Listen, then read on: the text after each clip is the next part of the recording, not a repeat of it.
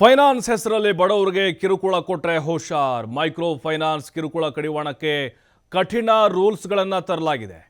ಮನಿ laundering ಆ್ಯಕ್ಟ್ಗೆ ತಿದ್ದುಪಡಿಯನ್ನು ಮಾಡಲಾಗ್ತಾ ಇದೆ. ನಿಯಂತ್ರಣಕ್ಕೆ ಸಂಬಂಧಿಸಿ ಕೆಲ ಅಂಶಗಳನ್ನು ಸೇರ್ಪಡೆ ಮಾಡಲಾಗಿದೆ. ಹೊಸ ಕಾನೂನು ತರುವ ನಿಟ್ಟಿನಲ್ಲಿ ಸರ್ಕಾರ ಸಿದ್ಧತೆಯನ್ನು ಮಾಡಿಕೊಂಡಿದೆ. ಮುಖ್ಯಮಂತ್ರಿಗಳು ಇದರ ಬಗ್ಗೆ ಮಾಹಿತಿಯನ್ನು ಕೊಟ್ಟಿದ್ದಾರೆ. ಈ ಮೈಕ್ರೋ ಫೈನಾನ್ಸ್ ಹೆಸರಲ್ಲಿ ಬಡವರಿಗೆ ಏನಾದರೂ ಕಿರುಕುಳವನ್ನು ಕೊಟ್ಟರೆ ಎಚ್ಚರ. ಮುಖ್ಯಮಂತ್ರಿಗಳು ಆಲ್ರೆಡಿ ಇದರ ಬಗ್ಗೆ ಸುದ್ದಿಗೋಷ್ಠಿಯಲ್ಲಿ ವಿವರವಾಗಿ ಹೇಳಿದ್ದಾರೆ. ಅಧಿಕಾರಿಗಳ ಮತ್ತು ಸಚಿವರೊಂದಿಗೆ ಸಭೆಯನ್ನು ಮಾಡಿ ಮನಿ ಲ್ಯಾಂಡ್ರಿಂಗ್ ಆ್ಯಕ್ಟ್ ಅಡಿ ಕೆಲವೊಂದು ತಿದ್ದುಪಡಿಗಳನ್ನು ಮಾಡ್ತಾ ಇದ್ದಾರೆ. ಅಂದರೆ ಕೆಲವೊಂದಿಷ್ಟು ಅಂಶಗಳನ್ನು ಇಲ್ಲಿ ಆ್ಯಡ್ ಮಾಡ್ತಾ ಇದ್ದಾರೆ. ಅಂದರೆ ಹೊಸದಾಗಿ ಕಾನೂನು ತರುವಂಥ ನಿಟ್ಟಿನಲ್ಲಿ ಈಗ ಎಲ್ಲ ತಯಾರಿಗಳು ಕೂಡ ನಡೀತಾ ಇದೆ. ಹೊಸ ಕಾನೂನಿನ ಅವಶ್ಯಕತೆ ಇದೆ. ಸೂಕ್ತ ನಿಯಮಗಳನ್ನು ರಚಿಸುವಂತೆ ಸಿಎಂ ನಿರ್ದೇಶನ ಕೊಟ್ಟಿದ್ದಾರೆ. ಎಚ್.ಕೆ. ಪಾಟೀಲ್ ನೇತೃತ್ವದ ಕಾನೂನು ಇಲಾಖೆಗೆ ಸೂಚನೆ ನೀಡಲಾಗಿದೆ. ಕಂದಾಯ, ಗೃಹ, ಆರ್ಥಿಕ ಇಲಾಖೆಗಳ ಸಹಯೋಗದಡಿ ಹೊಸ ನಿಯಮವನ್ನು ಜಾರಿಗೆ ತರಲಾಗುತ್ತೆ. ನೂತನ ವಿಧೇಯಕದಲ್ಲಿ ಅಳವಡಿಸಲು ಮುಂದಾಗಿರುವ ಕಾನೂನು ಇಲಾಖೆ ಮುಂದಿನ ಸಚಿವ ಸಂಪುಟ ಸಭೆಯಲ್ಲಿ ಮಂಡನೆಯಾಗುತ್ತೆ.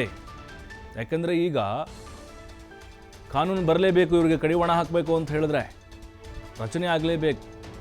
ಈಗ ಮೌಖಿಕವಾಗಿ ಆದೇಶ ಕೊಟ್ಟರೆ ಕೇಳಲ್ಲ ಅವರು ಮತ್ತೆ ಲಾ ಮಾತಾಡ್ತಾರೆ ಎಲ್ಲಿದೆ ಅಂಥೇಳಿ.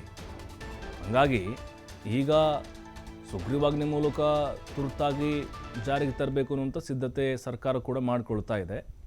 ಮನಿ ಲ್ಯಾಂಡ್ರಿಂಗ್ ಆ್ಯಕ್ಟ್ ಇದೆಯಲ್ವಾ, ಅದಕ್ಕೆ ಸಂಬಂಧಪಟ್ಟಂತೆ ಕೆಲವೊಂದಿಷ್ಟು ಅಂಶಗಳನ್ನು ಸೇರ್ಪಡೆ ಮಾಡಿಕೊಳ್ತಾ ಇದ್ದಾರೆ. ಅಂದರೆ ಕಂಪ್ಲೀಟಾಗಿ ಈ ಮೈಕ್ರೋ ಫೈನಾನ್ಸ್ ಹಾವಳಿಗೆ ಬ್ರೇಕ್ ಹಾಕಬೇಕು ಅನ್ನುವಂತಹ ಉದ್ದೇಶಕ್ಕೆ ಕಠಿಣವಾದಂಥ ಕ್ರಮಗಳನ್ನು ಕಾನೂನಾತ್ಮಕವಾಗಿ ಜಾರಿಗೆ ತರಬೇಕು ಅಂತ ಮುಖ್ಯಮಂತ್ರಿಗಳು ನಿರ್ಧಾರವನ್ನು ಮಾಡಿದ್ದಾರೆ. ಇನ್ನು ಕಾನೂನು ಸಚಿವ ಎಚ್.ಕೆ. ಪಾಟೀಲ್ ಅವರಿಗೆ ಸೂಚನೆಯನ್ನು ಕೊಟ್ಟಿದ್ದಾರೆ. ಬೇರೆ ಬೇರೆ ರಾಜ್ಯಗಳಲ್ಲಿ ಯಾವ ರೀತಿ ಕಾನೂನುಗಳಿದ್ದಾವೆ, ನಮ್ಮಲ್ಲಿ ಏನಾಗ್ತಾ ಇದೆ, ಯಾವ ಸೆಕ್ಷನ್ಗಳನ್ನು ಹಾಕಬೇಕು ಇಂಥವ್ರ ಮೇಲೆ. ಯಾಕೆಂದರೆ ಈಗ ಗೂಂಡಾ ಕಾಯ್ದೆ ಹಾಕ್ತೀವಿ ಅಂತ ಹೇಳಿದ್ದಾರೆ.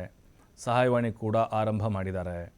ಜೊತೆಗೆ ಕೆಲವೊಂದಿಷ್ಟು ಖಡಕ್ ಆದಂತಹ ಸೂಚನೆಗಳನ್ನು ಕೊಟ್ಟಿದ್ದಾರೆ. ಅಂದರೆ ಗೈಡ್ಲೈನ್ಸ್ ಇದೆ, RBI ನಿಯಮಗಳನ್ನು ಫಾಲೋ ಮಾಡಬೇಕಂತಿದೆ. ಇದೆಲ್ಲದರ ಮಧ್ಯೆ ಈಗ ಈ ಒಂದು ಸಿದ್ಧತೆ ಸರ್ಕಾರದಿಂದ ಆಗ್ತಾ ಇದೆ.